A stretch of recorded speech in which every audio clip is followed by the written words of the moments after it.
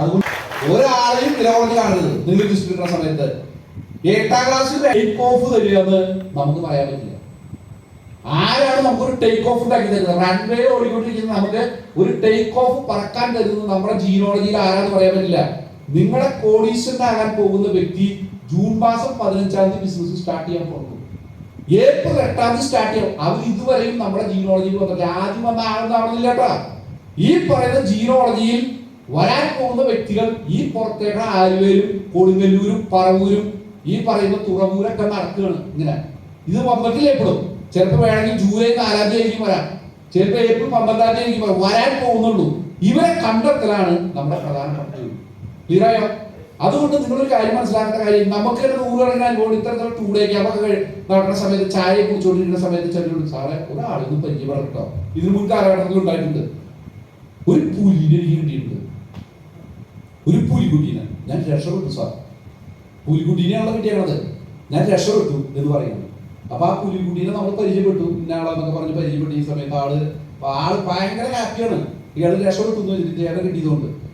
അപ്പൊ ഒരു 5-6 മാസമൊക്കെ കഴിയുന്ന സമയത്ത് ഇതുപോലൊരു 2 ഡേ ക്യാമ്പ് കിടക്കുന്ന സമയത്ത് നമ്മുടെ മനസ്സിൽ ഓർമ്മ വരികയാണ്, ഇന്ന ദിവസം ഞാനൊരു പുലിനെ പരിചയപ്പെടാറുണ്ട് എന്നുള്ള രീതിയിൽ ഓർമ്മ പറഞ്ഞ സമയത്ത് ഇയാളോട് ചോദിച്ചു, നമ്മൾ അന്ന് ഒരാളെ പരിചയപ്പെട്ടില്ല, ഒരു ഭയങ്കര ഗ്രേറ്റ് ഒരു വ്യക്തിനെ ഭയങ്കരമായിട്ട് ഇവിടെ സംഭവിക്കുന്നു പറഞ്ഞ് പരിചയപ്പെട്ടില്ലെന്ന്. ആളെന്തായാലും ഒന്നും പറയട്ടെ. ആ സമയത്ത് ഒരു പാവം മൊയില ഇങ്ങനെ ചുരുട്ടിരിക്കാൻ ഇങ്ങനെ ഒരു പാവമായിട്ട് അവിടെ ഇരിക്കുന്നുണ്ട്. ഈ 2 ഡേ ക്യാമ്പിന് മധു മാവേലി സാർ കയറിയിട്ട് പറയാണ് 2:10 സാറേ ഒരാളെ ആദരിക്കാൻ കിട്ടോ. ആ ആദരിച്ചതിന് ശേഷമാണ് നമുക്ക് അടുത്ത പ്രോഗ്രാം കണ്ടിന്യൂ ആയിക്കോട്ടെ എന്ന് പറയുന്നത്. അപ്പോഴാണ് ഇന്ന് ഒരു 8 മാസം മുമ്പ് ബിസിനസ് സ്റ്റാർട്ട് ചെയ്തത്, അല്ലെങ്കിൽ 1 വർഷം മുമ്പ് ബിസിനസ് സ്റ്റാർട്ട് ചെയ്തത്, വളരെ ചുരുങ്ങിയ സമയത്ത് ഫാസ്റ്റായിട്ട് ഈ ബിസിനസ് ഡെവലപ്പ് ചെയ്ത ഡിസ്ട്രിക്ട് ടീം കോർഡിനേറ്ററായ ഇന്ന വ്യക്തിയെ സ്റ്റേജിലേക്ക് വിളിക്കുന്നു എന്ന് പറയുന്ന സമയത്ത് അന്നിരുന്ന മോയിൽ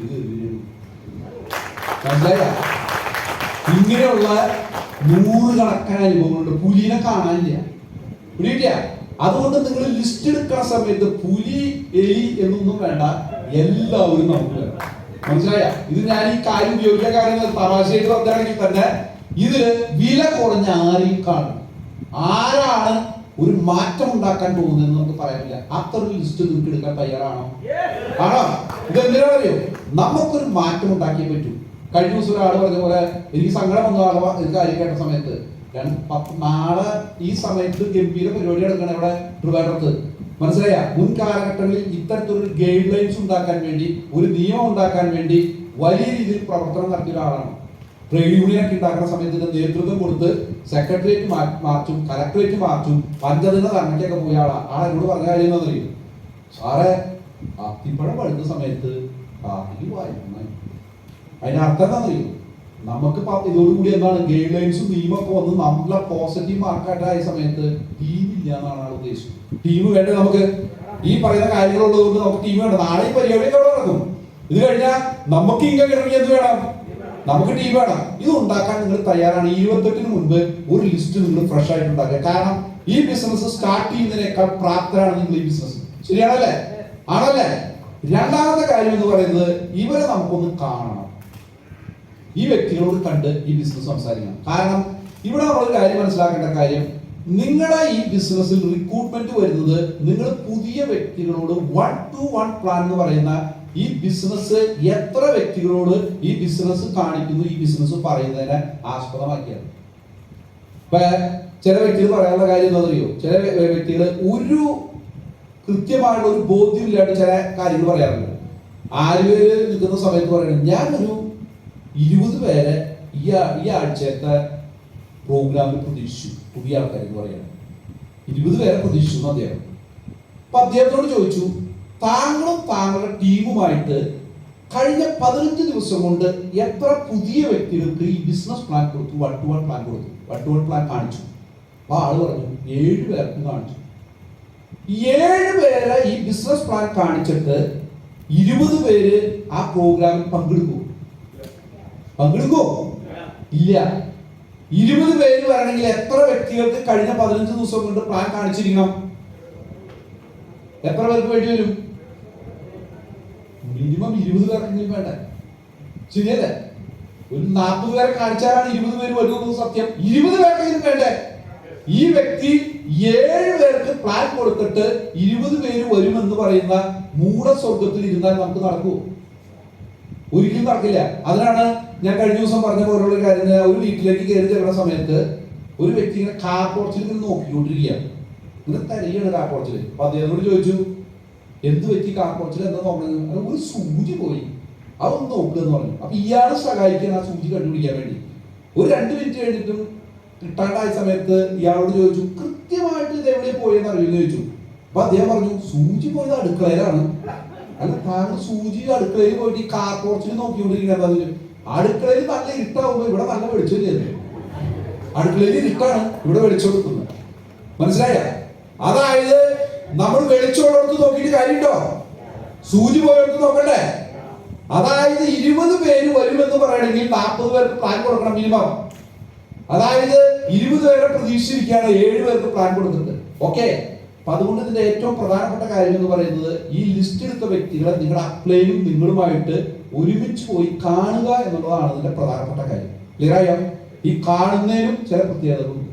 ഞാൻ അതിന്റെ എൻഡിയോടെ സബ്ജക്റ്റിലേക്ക് പോലെ കാണുന്നതിന്റെ ഒരു പ്രധാനപ്പെട്ട കാര്യം എന്ന് പറയുന്നത്, നമ്മളൊരു കാര്യം മനസ്സിലാക്കേണ്ട കാര്യം, നമ്മുടെ ഈ ബിസിനസിനെ സംബന്ധിച്ച് ഈ ബിസിനസ്സിൽ നമുക്ക് ചെയ്യേണ്ട ഒരു റെഗുലർ ആയിട്ട് ചെയ്യേണ്ട ഒരു ബിസിനസ്സാണ് ഈ ബിസിനസ്. ക്ലിയറായോ? ചില വ്യക്തികളൊക്കെ സംസാരിക്കാൻ ഒരു കാര്യം എന്ന് പറയുന്നത്, സാറേ ഞാൻ 15 ദിവസം ലീവ് എടുത്തിരിക്കുകയാണ്, ഫുൾ ടൈം ആവാൻ തീരുമാനിച്ചു. 3 മാസം കഴിഞ്ഞതിന് ശേഷമാണ് അയാൾ 15 ദിവസം ലീവ് എടുത്ത് ഫുൾ ടൈം ആവാൻ തീരുമാനിച്ചതാണ്. പക്ഷേ ഈ ബിസിനസ് കണ്ടിന്യൂഷനുള്ള ഇന്ന് ചെയ്തതിന്റെ ബാലൻസ് നാളെ ചെയ്യേണ്ടതുണ്ട്. അതായത് ഇന്ന് ചെയ്തതിന്റെ ബാലൻസ് നാളെ ചെയ്യുന്നുണ്ട്. റെഗുലർ ആയിട്ട് ബിസിനസ് ചെയ്യണം. നിങ്ങൾ 3 മാസം കൂടുമ്പോൾ 15 ദിവസം ഫുൾ ടൈം ബിസിനസ് ചെയ്യുന്നതിനേക്കാൾ നല്ലത് റെഗുലർ ആയിട്ട് 2 3 4 മണിക്കൂർ ചെയ്യണം. രാവിലെ 2 മണിക്കൂർ, വൈകിട്ട് 2 മണിക്കൂർ ചെയ്യണം. അതിന്റെ കാരണം എന്ന് പറയുന്നത്, ഇവിടെ നമ്മൾ ഇന്ന് ചെയ്തതിന്റെ ബാലൻസ് ചെയ്യാനായിട്ടുണ്ട്. ഉദാഹരണമായിട്ട് നിങ്ങൾ ലിസ്റ്റൊക്കെ എടുത്തു. നിങ്ങളെ സംബന്ധിച്ച് നിങ്ങൾ നാളെ വെനസ്ഡേ രാവിലെ 10:30 നിങ്ങളെ സംബന്ധിച്ച് ശ്രീമൂല നഗരത്ത് പോയി ഒരു വ്യക്തിയെ കണ്ടു. നിങ്ങൾ 3 അപ്ലൈനും നിങ്ങളുടെ ഡൗൺലൈനൊക്കെ ആയിട്ട് 3 പേര് കൂടി പോയി കാണുകയാണ് ശ്രീമൂല നഗരത്ത്. അവരെ കണ്ട സമയത്ത് അവർ ബിസിനസ് സ്റ്റാർട്ട് ചെയ്യാൻ തയ്യാറായി. അപ്ലിക്കേഷനൊക്കെ തയ്യാറാക്കി, എല്ലാം ഓക്കെ ആക്കി. ആൾ പറയാണ്, വെള്ളിയാഴ്ച രാവിലെ 10:30 ഞാനൊരു 10,000 രൂപയുടെ പ്രോഡക്റ്റ് മേടിച്ച് ബിസിനസ് സ്റ്റാർട്ട് ചെയ്യാം, നിങ്ങൾ വന്നാൽ മതി എന്ന് പറയുന്നു. വെള്ളിയാഴ്ച രാവിലെ നമ്മൾ 10:30 നമ്മൾ ഫ്രീ അല്ലാതിരിക്കട്ടെ. നമ്മൾ റെഗുലർ ബിസിനസ് ചെയ്യുന്ന വ്യക്തിയല്ല, ഫ്രീ അല്ലാന്നുണ്ടെങ്കിൽ നമുക്ക് ആ സെയിൽസ് കോഴ്സ് നടത്താനായിട്ട് സാധിക്കില്ല. ശരിയാണല്ലേ? ആ ഡിസ്ട്രിബ്യൂട്ടറെ മറികടന്ന് ബൈപ്പാസ് ചെയ്ത് ഒരു ലീഡർ അവിടെ പോയിരിക്കട്ടെ, അത് സെയിൽസ് കിട്ടില്ല. എന്റെ കാരണം എന്താ പറയുക? ആള് പറയും, ഞാൻ കാര്യം ചെയ്യാൻ ലക്ഷ്മിയോട് പറഞ്ഞോളാം, അല്ലെങ്കിൽ മനോജിനോട് പറഞ്ഞോളാം എന്ന് പറയും. അവരുടെ ബന്ധത്തിലാണ് നമ്മൾ പോയിരിക്കുന്നത്. ശരിയാണല്ലേ? അപ്പൊ നമ്മള് ഈ ബുധനാഴ്ച പോയ സമയവും സാമ്പത്തികവും എല്ലാം വേസ്റ്റ് ആയി പോകും. 100 ഡിഗ്രി സെന്റിഗ്രേഡ് ഉണ്ടെങ്കിലാണ് നമുക്ക് വെള്ളം തിളയ്ക്കുക. ആണല്ലേ? നമ്മള് 99 ഡിഗ്രി സെന്റിഗ്രേഡ് ആയിട്ട് നമ്മുടെ സ്റ്റൗ ഓഫ് ചെയ്ത് വെച്ചിരിക്കട്ടെ, പിന്നെ നമുക്ക് വെള്ളം തിളപ്പിക്കണമെങ്കിൽ എന്ത് വേണ്ടി വരും? ഒന്നേന്ന് തുടങ്ങാം. ആണല്ലേ? നമ്മൾ ആ 99 ഡിഗ്രി സെന്റിഗ്രേഡിന് വേണ്ടി ഉപയോഗിച്ച വിറകോ ഗ്യാസോ നഷ്ടം. അതുപോലെ നാളെ നിങ്ങൾ ശ്രീമൂലനഗരത്ത് പോയ സമയം, സാമ്പത്തികം, അതിനടിച്ച പെട്രോൾ, ഡീസല്, ഈ പറയുന്ന എല്ലാം നഷ്ടം. നമുക്ക് വെള്ളിയാഴ്ച 10:30 പോകാൻ സാധിച്ചിരിക്കും. ക്ലിയറായോ? ഇവിടെ സെയിൽസ് നഷ്ടപ്പെടുന്നതിന്റെ പ്രധാനപ്പെട്ട കാര്യം, നമ്മൾ ചെയ്യുന്ന ചില മിസ്റ്റേക്കുകളുണ്ട്. അതാണ് സെയിൽസ് നമുക്ക് നഷ്ടപ്പെടുന്നത്. അതുകൊണ്ട് റെഗുലർ ബിസിനസ് ചെയ്യുന്ന ഒരു വ്യക്തിയായിട്ട് നമുക്ക് മാറാനായിട്ട് സാധിക്കണം. നിങ്ങൾ ഫുൾ ടൈം ചെയ്യോ എന്നുള്ളതല്ല, നമ്മുടെ ഈ ബിസിനസിനെ സംബന്ധിച്ച് റെഗുലർ ബിസിനസ് ചെയ്യുന്ന ഒരു വ്യക്തിയാണെങ്കിലാണ് നമുക്ക് അതിന്റെ റിസൾട്ട് എടുക്കാനായിട്ട് സാധിക്കുന്നത്. അല്ലെങ്കിൽ നമ്മൾ ഈ ചെയ്ത ഈ പറയുന്ന എല്ലാം വേസ്റ്റ് ആയിട്ട് നമുക്ക് നഷ്ടപ്പെട്ടു പോകും. നിങ്ങൾ ഈ പറയുന്ന സെയിൽസ് എടുക്കണമെന്നുണ്ടെങ്കിൽ റെഗുലർ ബിസിനസ് ചെയ്യുന്ന വ്യക്തിയാണ്. രണ്ടാമത്തെ കാര്യം, നമ്മുടെ സമയത്തേക്കാൾ പ്രാധാന്യം കൊടുക്കേണ്ടത് നമ്മൾ കാണാനായിട്ട് ഉദ്ദേശിക്കുന്ന വ്യക്തിയുടെ സമയത്തിനാണ്. നമ്മൾ കാണാനായിട്ട് ഉദ്ദേശിക്കുന്ന വ്യക്തിയുടെ സമയത്തിനാണ്. ഞാൻ 8:30 ഫ്രീ ആണെന്നുള്ള കാര്യത്തിന് ഒരു പ്രസക്തി ഇതിലൂടെ ഇല്ല. കാരണം നമ്മൾ ചെയ്തുകൊണ്ടിരിക്കുന്നത് ഒരു ബിസിനസ്സാണ്. ബിസിനസ്സുകാരന് ടൈം ടു ടൈം ഇല്ല. എപ്പോഴാണോ ബിസിനസ് നടക്കുന്നത് ആ സമയമാണ് ബിസിനസ്സുകാരുടെ സമയം. ക്ലിയറായോ? നമ്മൾ ജോലിയാണ് ചെയ്യുന്നതെങ്കിൽ എന്തുണ്ടായിരിക്കും? ടൈം ടു ടൈം ഉണ്ടായിരുന്നു. രാവിലെ 10 മണി തൊട്ട് 5 മണി വരെ, 9 മുതൽ 4 വരെ. നമ്മൾ ചെയ്യുന്നത് എന്താണ്? മേഡം എന്ത് പറ്റിയേ? നടിച്ചിരുന്നേ, എല്ലാവരും നടിച്ചിരുന്നേ.